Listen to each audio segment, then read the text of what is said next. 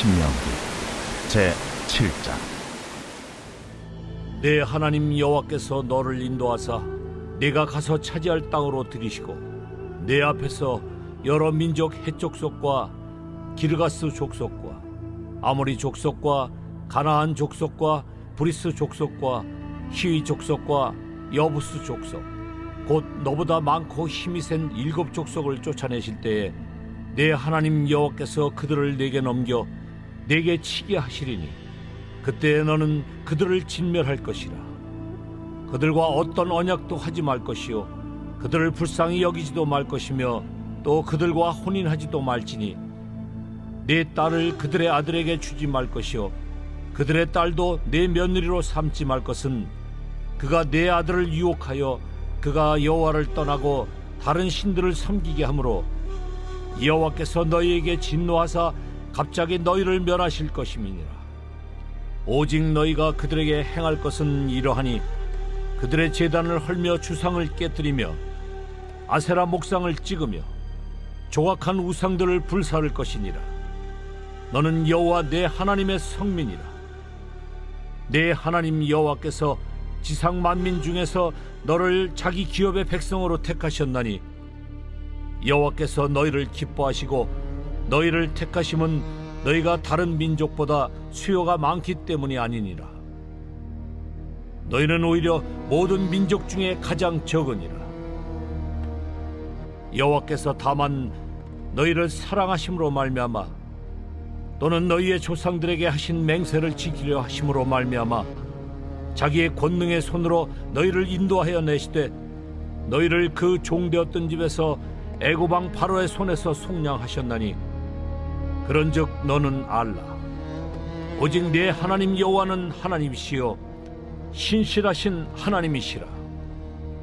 그를 사랑하고 그의 계명을 지키는 자에게는 천대까지 그의 언약을 이행하시며 인애를 베푸시되 그를 미워하는 자에게는 당장에 보응하여 멸하시나니 여호와는 자기를 미워하는 자에게 지체하지 아니하시고 당장에 그에게 보응하시느니라.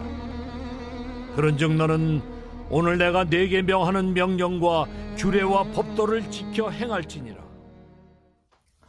할렐루야. 사랑하는 열리문교회 성도 여러분, 지난밤도 주님 주신 은혜와 평강 가운데 단잠 주무셨습니까? 아침을 깨우는 말씀, 화요일 이 아침에 주님께서 저와 여러분에게 주시는 말씀은 신명기 7장 1절로 11절까지의 말씀입니다. 오늘도 주시는 살아계신 하나님의 말씀을 통하여 저와 여러분의 삶 가운데 선명한 성경적 기준이 세워지는 오늘이 되었으면 좋겠습니다. 오늘 본문 말씀의 제목을 매일 성경의 해설자는 하나님이 선택하신 보물이라는 제목을 붙였는데요. 여기서 이야기하는 하나님이 택하신 보물이라는 것은 우리가 쉽게 생각할 수 있듯이 이 선민이었던 이스라엘 백성을 의미하는 것입니다. 그리고 이제 와서는 단순히 이 선민이라는 것, 하나님이 택하셨다라는 것이 단순히 혈통적이거나 민족적인 개념이 아니라 예수 그리스도를 주로 고백하고 주를 믿음으로 말미암아 하나님의 자녀되고 백성된 자들에게 하나님께서 말씀하시는 이 표현 그리고 허락하시는 특권이다라고 우리가 받아들일 수 있을 것 같은데요. 오늘 이와 같은 내용을 포함하고 있는 오늘 본문의 내용들을 함께 살펴보며 오늘도 저와 여러분에게 주신 하나님의 말씀과 그 은혜를 함께 누리는 시간이 되었으면 좋겠습니다.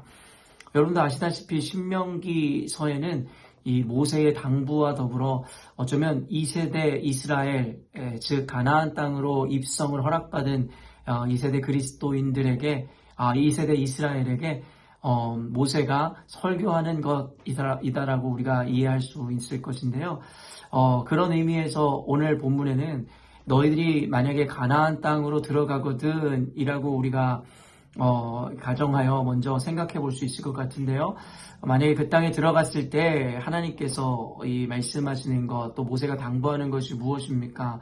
2절 말씀 보면 내 하나님 여호와께서 그들을 내게 넘겨 내게 치게 하시리니 그때 너는 그들을 진멸할 것이라.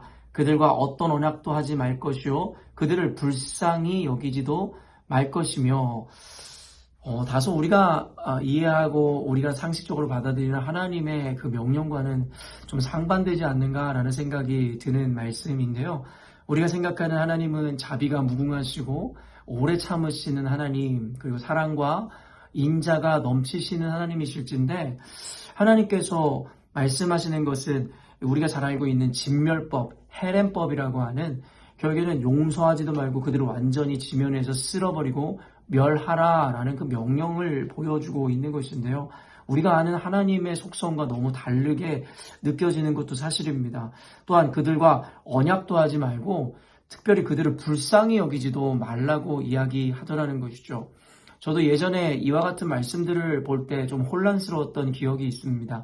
제가 인식하고 제 관념 안에 생각했었던 그 하나님과는 전혀 다른 명령이었기 때문이죠. 그러나 제가 성경을 공부하고 또 성경 신앙의 연륜이 쌓여갈수록 이 메시지에 대한 의미와 또 가치, 그리고 대상에 대해서 너무나도 분명하게 인식되므로 이 말씀하시는 하나님이 너무나도 이해가 되더라는 것이죠. 결국에 여러분도 아시다시피 성경은 하나님의 백성들을 위해서 주어진 책입니다. 그리고 오늘 이 제목에도 의미하듯이 결국에는 하나님이 선택하신 보물, 즉 이스라엘과 또 오늘날로 따지면 교회를 향하여 하나님께서는 모든 역사를 써내려 가십니다. 바로 교회와 하나님의 백성을 중심으로 성경에는 하나님의 말씀과 역사가 기록되어 있다는 것이죠. 그렇기 때문에 우리가 생각하는 인자와 자비가 무궁하신 하나님, 사랑과 인애가 넘치시는 그 하나님이라는 분은 결국엔 그 하나님은 바로 우리 이스라엘, 영적 이스라엘과 또 오늘날의 이 교회를 향하여 하나님께서 인자와 자비와 사랑이 무궁하시고 오래 참으심이 더하여지는 것이지, 이방인들이나 이 반대로는 하나님께 택함받지 못한, 다른 말로는 하나님의 자녀가 아닌 자들에 대하여 하나님께서 오래 참으시고 사랑과 인자와 자비를 베푸신다라고 성경에서 이야기하는 것은 아니다라는 것입니다. 사랑하는 성도 여러분, 우리가 그저 상식적으로 생각해 보아도 우리는 우리 자녀들에 대하여 우리는 많은 인내와 사랑과 그리고 자녀이기 때문에 우리가 그들에게 주는 특권이 분명히 있음을 알고 있죠. 제가 종종 여러분들에게 이야기하지만 내 자녀가 우리의 집 냉장고의 문을 열어 그곳에 있는 아무거나 먹는다 하여 우리가 그 아이들을 책망하지 않을 것입니다. 왜냐하면 내 아이이고 내 자녀이기 때문이죠. 그러나 그냥 이웃집 아이 내지는 길을 가던 어떤 아이가 갑자기 무단으로 집 안으로 들어와 냉장고 문을 열고 그것을 그 안에 있는 음식들을 마구 먹는다면 그에 대한 이 대처와 그리고 그에 대해서 우리가 벌하는 것이 내 자녀 그리고 내게 속해 있는 어떤 누군가에게 대하는 그것과는 전혀 다를 거다라는 것이죠. 그런 의미에서 우리가 이 잘못된 상식이 아닌 정상적인 상식으로 하나님을 우리가 이해하기 시작한다면 사실은 이와 같은 이야기들과 이 진멸법, 하나님의 대처, 하나님의 방식이라는 것에 대해서 우리가 오해하지 않을 것 같습니다. 그렇기 때문에 어쩌면 너무나도 인본주의적이고 이 상식을 벗어난 우리들의 이 생각으로 하나님을 판단하는 것이 아니라 이와 같은 이 상식과 하나님 앞에서의 하나님 관점에서의 이 성경을 이해하기 시작할 때에 우리는 비로소 성경에서 이야기하는 바를 아무런 거리낌 없이 이 저항 없이 받아낼 수 있을 것이다 라는 것입니다. 이와 같은 개념에서 오늘 성경을 계속 보자면 방금 이야기한 바와 같이 우리는 하나님에 대해서 이와 같이 오해하죠. 어쩌면 가나안 땅으로 입성을 앞둔 이스라엘 백성들이 그곳에 가서 원래 살고 있던 거주민들을 몰아낸다라는 것 자체도 굉장히 비인격적으로 생각할 수 있을 것 같습니다. 그런데 여기에서도 우리는 이 오해가 그리고 우리 안에 착각과 잘못된 편견이 있음을 우리는 보아야 하는 것입니다. 여러분 신약 성경으로 넘어오면 예수님께서 포도원의 비유를 드는 것 알고 계시지 않습니까? 포도원의 주인이 그 포도원을 종들에게 맡기고 잠깐 먼 곳으로 떠나 있다가 이제는 그 소출을 받고자 그 종 중에 한 명을 보내요.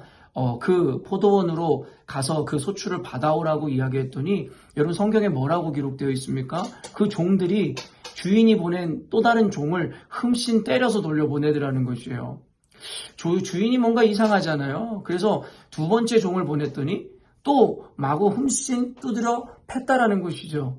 그래서 이번에는 마지막으로 급기야 자, 이 주인의 아들을 보내면 그들이 존경하고 나와 같이 대해줄 것이다라고 생각하며 아들을 보냈는데 결국에 어떤 일이 일어났는지 잘 알고 있죠. 사실은 직접적으로 비유하자면 이것은 예수님에 대한 이야기이겠으나 개념적으로 이 이야기를 살펴보면 말 그대로 적반하장도 유분수라는 말이 떠오를 수밖에 없는 이 내용인 것이죠.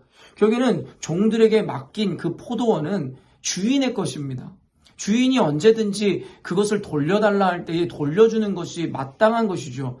그 포도원을 일구고 가꾸고 있었던 종들이 거기에서 더 오랜 시간 주인보다 머물렀다 하여 그 땅이 그들의 것이 되는 것도 아닐 뿐만 아니라 그것을 달라 하는 주인의 청을 거절하는 것에 대해서 그것을 합리적이고 합당하다고 생각하는 비정상적인 사람들은 없을 것입니다. 그런 의미와 맥락에서 우리가 살펴보면 우리가 감정이입을 해서 가나안 땅에 원래 거주하고 있었던 그들을 진멸시키고 몰아내는 것이 잘못됐다라고 생각할 수 있겠지만 이런 주인이시고 창조주이신 하나님의 관점에서 보면 당신의 것을 당신이 돌려받는다는 개념이지 그들을 몰아낸다라는 개념이 아니다라는 거예요. 그러나 우리가 이와 같은 이 본질적인 개념과 의미에 대해서 우리가 인지하고 기준 삼지 못한 채로 성경을 읽어가니 하나님을 때로는 너무나 매정한 분으로 매도하기도 하고 그분을 잔혹하고 이해할 수 없고 자비가 없는 분이다라고 우리가 하나님에 대해서 정반대의 어떤 적용을 내기도 하더라는 것이죠. 사랑하는 열린문교회 성도 여러분, 그렇기 때문에 성경을 읽을 때에 그저 표면적인 내용들 혹은 우리의 어떤 가치관이라든가 인본주의적인 생각을 가지고 편견을 가지고 성경을 읽기 시작하면 성경에 기록되어 있는 하나님의 그와 같은 방법들과 인도하심에 대해서 우리는 전혀 이해할 수가 없다라는 것이죠. 결국에는 그 이후에 이어지는 메시지들은 무엇이에요? 결국에 그들을 또한 진멸하고 내쫓으라 하는 이유를 또 분명하게 적어놓는데 결국에는 그들의 딸들과 결혼함으로 말미암아 그들이 가지고 온 우상, 다른 신을 섬길까 하나님께서는 염려하셨다라는 것이죠. 그리고 성경의 역사를 보면 반드시 그 일이 일어나더라는 것이죠. 솔로몬 사례를 보아도 알지 않습니까? 하나님은 하나님의 사랑하는 백성들을, 자녀들을 그와 같은 불의한 곳으로 가는 것을 방치할 수 없었다라는 거예요. 우리 제목을 다시 한번 생각해 보지만 하나님께 선택받은 보물일들이기 때문입니다. 그렇기 때문에 그런 의미에서 더욱더 이방인들을 함께 혼용하고 그리고 그들과 함께하는 것에 대해서 하나님께서는 엄히 금하더라는 것이죠. 그러면서 6절에 이렇게 이야기하십니다. 너는 여호와 내 하나님의 성민이라, 말 그대로 선택받은 거룩한 백성이다라는 것을 이야기하는데 내 하나님 여호와께서 지상 만민 중에서 너를 자기 기업의 백성으로 택하셨나니. 결국엔 여기에서 이 모든 것이 게임이 끝나는 거예요. 사랑하는 성도 여러분, 우리는 하나님께서 택하신 백성이다라는 것입니다. 다른 이방인들에게, 하나님과 관련 없는 자들에게 이루어지는 것으로 인해서 옳고 그름, 그것이 어떤 것인지를 생각하기 이전에 성경은, 또 하나님의 역사는 하나님의 택한 백성, 거룩한 백성인 이 이스라엘과 또 오늘날의 교회를 향하여 하나님께서 보여주시고 이 말씀하시는 것임을 잊지 않을 때에 우리가 하나님께 택함 받았다라는 것이, 하나님의 부름을 입었다라는 것이 얼마나 감사한지를 떠올릴 수 있어야 한다라는 것입니다. 그러면서 하나님께서 말씀하시는 것이 무엇이에요? 7절 말씀 보면 여호와께서 너희를 기뻐하시고 너희를 택하심은 너희가 다른 민족보다 수요가 많기 때문이 아니니라. 너희는 오히려 모든 민족 중에 가장 적으니라. 단순히 이 이야기는 수에 대한 이야기로만 생각할 것이 아니라 오늘날로 생각하면 하나님께서 우리를 택하심은 우리의 잘남도, 우리의 어떠함 때문도 아니다라는 것을 다시 한번 이야기하더라는 것이죠. 우리의 어떤 조건 때문에 하나님께서 우리를 택하신 것이 아니다라는 거예요.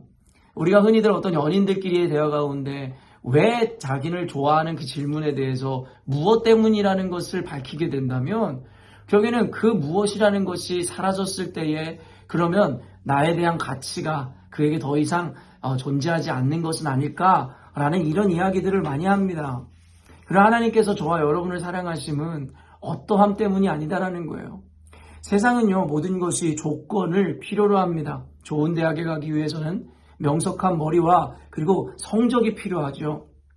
좋은 직장, 어쩌면 안타깝게도 결혼이라는 것도 이와 같은 조건과 어떤 이유들이 동반되는지도 필요로 하는지도 모르겠습니다. 그러나 하나님의 선택은 세상의 개념과는 전혀 다르더라는 거예요. 하나님께서는 저와 여러분을 택하실 때에 우리의 외모도 외형도 가진 조건이나 어떤 것도 하나님께서 보시지 않고 저와 여러분을 택하셨다라는 거예요. 그러면서 8절 말씀이 어떻게 보면 오늘 메시지의 가장 백미라고 할 수 있을 것 같은데요. 여호와께서 다만 너희를 사랑하심으로 말미암아. 여러분, 우리의 어떤 조건 때문이 아니라 하나님께서 그저 우리를 사랑하시기 때문에 우리를 택하셨다라는 거예요. 우리가 이 마음을 어떻게 다 이해할 수 있을지 모르겠지만 우리 자녀들에게 대입해보면 알 것 같아요. 여러분, 가끔 가다가 이 모든 아이들이 다 예쁘지만 여러분 실제적으로 너무 예쁘지 않아서 참 예쁘게 생겼네요 라는 말조차도 할 수 없을 정도로 속된 말로 예쁘지 않은 아이가 분명히 있을 거예요. 그런데요, 그 아이를 바라보는 그 부모의 눈빛에는 여러분 얼마나 사랑이 가득 차 있습니까? 왜요? 내 자식이기 때문에 그들은 실제적으로 객관적으로 아이가 어떻게 생겼는지와 관계없이 그들에게는 더없이 가치로운 것이고 눈에 넣어도 아프지 않은 존재라는 것이죠. 여러분, 그러니까 부모의 사랑에는 이유가 없다라는 거예요. 실제로 그 아이의 어떠한 이 성향이든 외모든 어떤 조건이 그 부모의 사랑을 결정하는 것이 아니다라는 거예요. 여러분, 하나님께서 저와 여러분을 택하셨고 그리고 그 택하심은 어떤 이유나 조건이 아니라 그저 우리를 사랑하시기 때문에 우리를 택하셨다라는 거예요. 그렇기 때문에 성경에는 하나님의 사랑으로부터 우리를 끊을 수 있는 게 없다라고 이야기하는 거죠. 사실은 예수 그리스도를 그 믿는 믿음 안에 있는 우리들을 하나님께서 구원시키시지만 애초에 그 전에 예수 그리스도를 보내신 이유가 뭐였어요? 번번이 하나님에게 등 돌리고 하나님 앞에 가슴에 비수를 박는 여러분 우리와 같은 자들일진데 하나님은 우리를 사랑하셨기 때문에 우리를 놓을 수가 없었던 거예요. 그래서 예수 그리스도 독생자 예수를 보내시기까지 우리를 사랑하셨다라고 로마서에서 기록하고 있는 것이죠. 그렇기 때문에 사랑하는 열린문교회 성도 여러분, 우리는 늘 담대해야 할 것입니다. 세상의 어떤 조건은 결국엔 우리가 버림받을 수도 있는 이유가 되기도 하지만 그래 하나님의 택하심과 저와 여러분을 부르심은 다른 조건과 이유가 아닌 하나님의 사랑으로 인한 택하심이기 때문에 그 어떤 것도 하나님의 사랑으로부터 우리를 끊어낼 수 없다라는 것입니다. 그렇기 때문에 여러분 오늘 전후 문맥을 함께 이제 마지막으로 연결해 본다면요. 11절의 말씀이 뭐냐면 그런즉 너는 오늘 내가 내게 명하는 명령과 규례와 법도를 지켜 행할지니라. 여기 하나님의 속성 중에 한 가지가 뭐라 그랬죠? 하나는 사랑이고 한 가지는 하나님의 정직입니다. 공의입니다. 여러분 하나님께서는 거짓말을 하실 수가 없어요. 저와 여러분을 사랑하셔서 택하셨지만 그럼에도 불구하고 하나님께서 말씀하시고 정한 규칙과 법규가 있다라는 것입니다. 아무리 사랑한다 할지라도 그래서 끊임없는 기회를 우리들에게 허락하시고 복을 주시기 원하지만 우리가 하나님의 법도와 규례를 어길 시에는 우리를 사랑하심에도 불구하고 공의의 하나님께서는 우리들에게 그 마땅한 심판을 허락하시고 처벌을 내리실 수밖에 없다라는 것이죠. 그런 의미에서 다시 한번 전의 문맥으로 돌아가면 헤렘법, 결국에는 지난 주일에도 이야기했지만 세상과 결코 섞여서는 안 된다라는 거예요. 하나님의 아들들이 사람의 딸들과 함께 마구잡이로 결혼함으로 말미암아 그들에게 죄악이 번영하게 되었음을 잊지 않으셨으면 좋겠습니다. 사랑하는 열린문교회 성도 여러분, 우린 하나님의 택한 백성이고 하나님의 사랑을 입은 자들인 것은 사실이겠으나 그럼에도 불구하고 그렇다고 하여 우리가 하나님의 법도를 그리고 그 율례를 어기고 마음대로 살아도 된다라는 것을 의미하는 것은 아님을 잊지 않으셔야 됩니다. 그렇기 때문에 하나님의 사랑받는 자녀이고 거룩한 백성으로 부름받았다면 우리는 더 성별되어지고 구별되어진 거룩한 삶을 살아야 하며 세상과 결코 타협하거나 세상의 잔재를 우리에게 남겨둠으로 말미암아 우리 안에 하나님 아닌 다른 가치들이 세워지거나 하나님의 자리에 다른 것을 올려놓는 그와 같은 일들이 절대 일어나서는 안 된다라는 것입니다. 세상에 어떤 자리와 어떠한 위치가 주어진다는 것은 그에 합당한 책임이 있다라는 것. 여러분 또 어떤 이야기가 있지 않습니까? 왕이 되려는 자, 왕관의 무게를 견뎌야 된다라는 이야기. 단순히 우리가 하나님의 자녀이고 선택받은 보물이라는 것 자체, 그 영광과 그 지위를 온전히 누리기 위해서는 우리 그리스도인들과 택한 백성으로서 하나님께서 지켜 행하라는 것에 대한 그 책임을 온전히 지켜내고 감당할 수 있을 때에 비로소 우리는 그 자리에 합당한 그리고 그 가치로운 이 하나님의 은혜를 온전히 누리는 삶을 살 수 있을 것입니다. 이것이 성경에서 이야기하는 택함받은 교회이며 하나님의 자녀들에게 말씀하시는 하나님의 당부이고 하나님의 애정어린 충고임을 잊지 않으셨으면 좋겠습니다. 오늘 말씀을 통해서 성령께서 각자에게 적용케 하시고 들려주시는 그 음성들과 그 말씀을 온전히 적용하심으로 오직 하나님의 백성다운 거룩한 삶을 살아내셨으면 좋겠습니다. 함께 기도하겠습니다. 사랑하는 하나님 아버지 감사합니다. 오늘도 귀한 말씀 통하여 우리 가운데 하나님 지난 주일에 이어 동일한 메시지들을 허락해 주시니 감사합니다. 하나님께 택함받은 하나님의 자녀들이요 하나님의 백성일진데 하나님 때로는 우리 스스로 안에 하나님께서 어떻게 우리를 부르시고 사랑하시는지에 대하여 인지하지 못함으로 우리의 조건과 상황과 환경에 너무나 쉽게 넘어지고 무너지고 상처받는 우리는 아닌가라는 생각을 해봅니다. 하나님 다시 한번 오늘 말씀을 통하여 하나님 앞에 내가 어떤 존재인지에 대하여 인식함으로 주어진 상황과 환경과 관계없이 감사와 기쁨을 온전히 고백하는 우리 되게 하여 주시옵소서. 또한 그와 같은 특별한 부르심이 있다는 것은 그에 합당한 책임이 뒤따른다는 것을 잊지 않게 하심으로 하나님께서 늘 말씀하셨듯이 좌로나 우로나 치우치지 않고 오직 하나님의 말씀과 율례와 법도를 지켜 행하는 삶을 살게 하여 주옵소서. 그러므로 말미암아 엄히 경계하시고 경고하셨듯이 세상과 죄와 더불어 겸하여 하나님을 섬기지 않게 하여 주시고 하나님 세속적이고 또한 이 타락한 하나님 아주 그와 같은 개념들을 하나님의 것으로 둔갑시키는 죄를 범하지 않도록 은혜 허락하여 주옵소서. 그러므로 끝까지 성별되고 구별된 자들로서 승리하며 하나님께서 허락하신 그 가치와 은혜에 합당한 삶을 살아내는 우리가 될 수 있도록 도와주옵소서. 감사드리며 거룩하신 예수님의 이름으로 기도합니다. 아멘. 사랑하는 열린문교회 성도 여러분, 오늘도 주님께서 허락하시는 가장 복되고 귀한 하루를 맞이하였습니다.